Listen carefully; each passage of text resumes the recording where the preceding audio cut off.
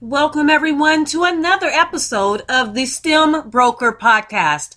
I'm your host, April Boyd-Noronha, known as the STEM Broker. And yes, I'm just a girl that's also a geek who loves to talk about girls in STEM.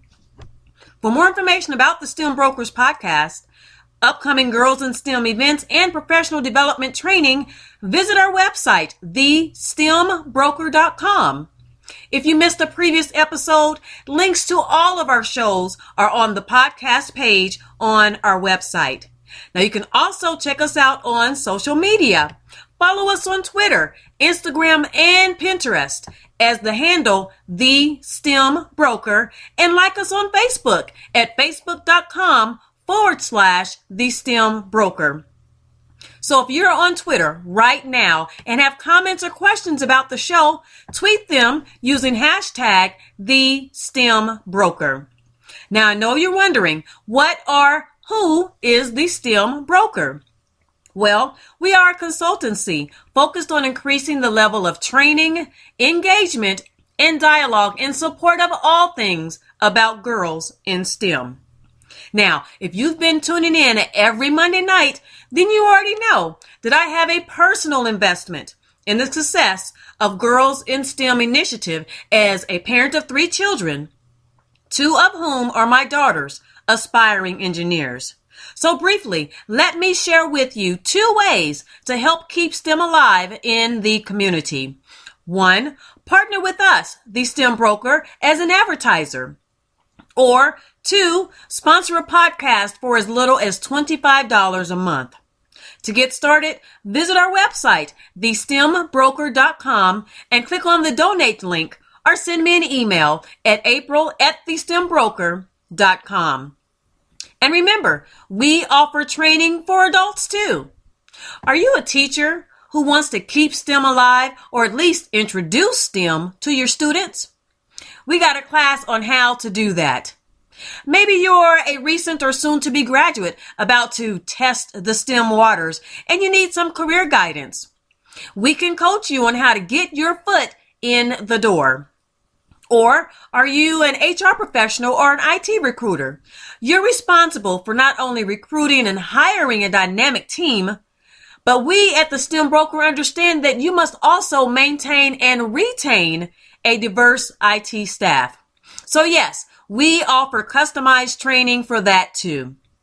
For more information, visit our website at thestembroker.com or email me at april@thestembroker.com to get started. And yes, we can bring the training to you. Do you know of a new startup or a socially responsible corporation that would be a cool site to host a Girls in STEM boot camp or professional development training? Then share this podcast with them and encourage them to contact me, the STEM Broker, for more details. Now, last week, I shared my top 3 back-to-school life hacks for parents. And remember, if you missed the podcast, no worries. Check it out on our website, thestembroker.com. Now, for this week's topic, I will share my top 5 takeaways after attending a Cyber Patriot open house. So first, let me explain what the heck is Cyber Patriot. Well, this is a national youth cyber education program that was conceived by the Air Force Association. Its mission is to inspire high school students towards careers in cybersecurity or other STEM disciplines that are critical to our nation's future. Now, each year, students participate in the National Youth Cyber Defense Competition. And the competition puts teams of high school and middle school students in the position of newly hired IT professionals, and they're tasked with managing the network of a small company. These teams compete for the top placement within both their state and region, and then the top teams in the nation earn an all expenses paid trip to Washington.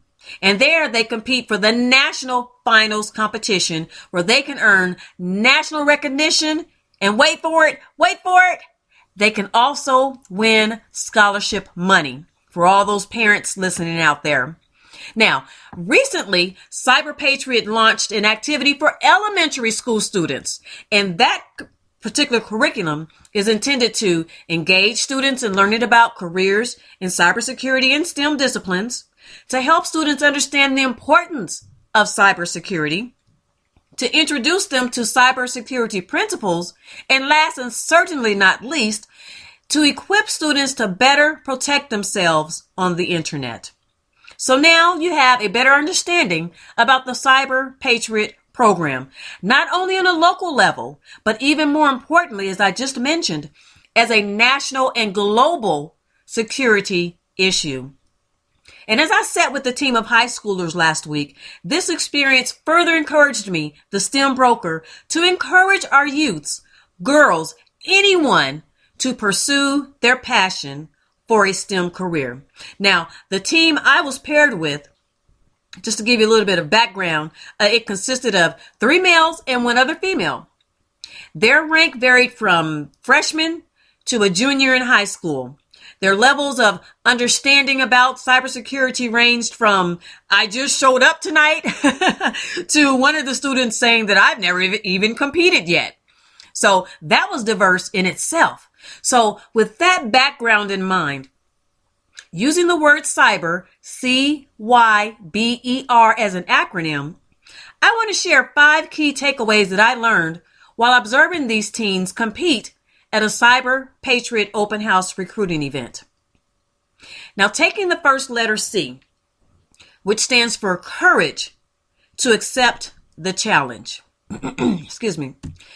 And in the rounds of the Cyber Patriot competition, teams are given a set of virtual images that represent operating systems.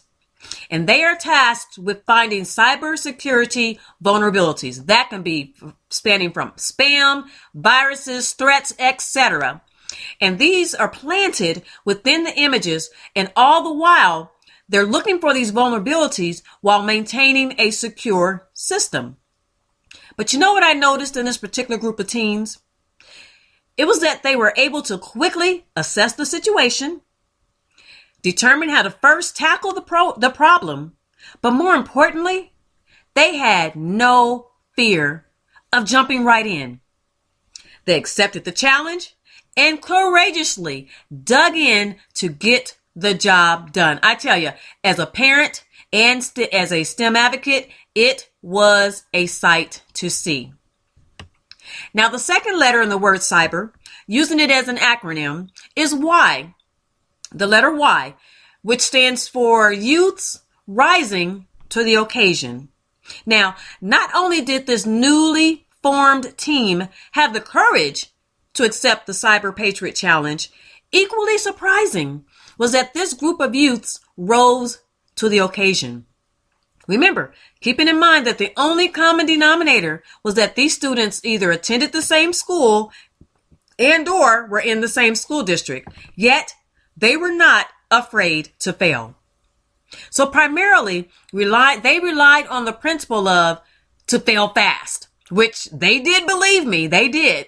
But they then were able to quickly regroup and try again.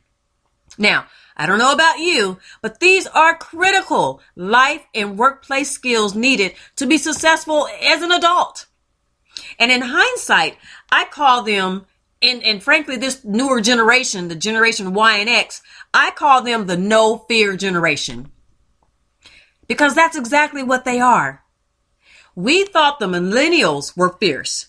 But as I sat with these teenagers at this Cyber Patriot competition, I see a whole new type of workplace morphing right before my very own eyes. It's why I am passionate about professional development training for HR and businesses as a whole. We've got to be able to connect and communicate effectively with the new tech workforce, or, the talent gap will continue to widen as workplaces everywhere continue to suffer in ways we can't even begin to imagine. Now, my third takeaway after attending a Cyber Patriot open house last week, using the letter B in cyber, C-Y-B-E-R, is brains over the boys versus girls mindset. Let me repeat that. Brains over the boys versus girls mindset. Now, let me be very clear.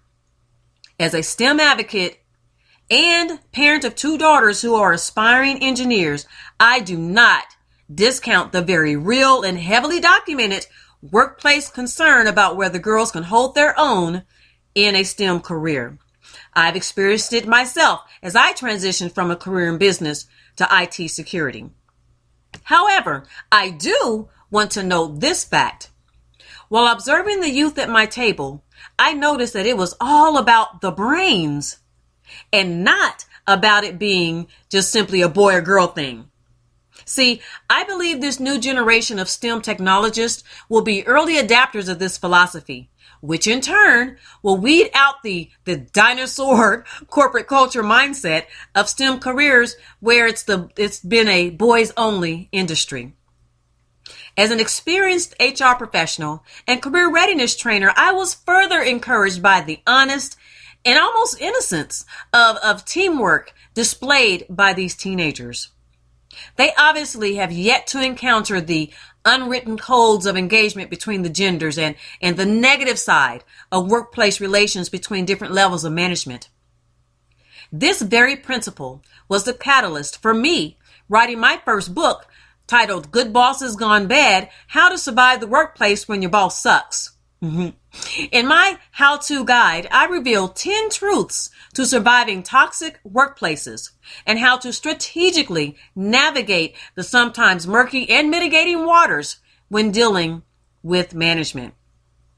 But after sitting through a round of Cyber Patriot with these future STEM technologists, honestly, it was refreshing to know that there is still hope for the future of the next tech workforce that is emerging even as I speak. The fourth takeaway after attending a recent Cyber Patriot event using the letter E in cyber is that everybody gets a chance. During the Cyber Patriot competition, each team member was given a chance to try with no pressure, no judgment, and more importantly was that the team members were all on deck when someone needed help or got stuck. They all pitched in, and honestly, it was like an unwritten code of high expectation was already in place. For all to participate, all were expected to pitch in and to simply bring it and whatever skill they had, even if it was simply a passion to learn more about cybersecurity. All in all, each team member understood this one goal. The goal was to win. Yes, Cyber Patriot is a competition, so the number one rule was to compete strategically in order to be a champion in cybersecurity, and at least for one night. Now, my number 5 and final takeaway after attending a recent Cyber Patriot event using the letter R in cyber is respect. And even though, yes, the ultimate goal was to win, the rapport of the team members remained highly respectful. They realized consistently that when one failed at a task, they all failed. They then all took it upon themselves to roll up their sleeves and dig deeper to identify the threat and ultimately solve the problem. One other key factor was that at the onset, they all eagerly declared their level of knowledge about the Cyber Patriot competition. And also, throughout the competition, each member valued the other's input.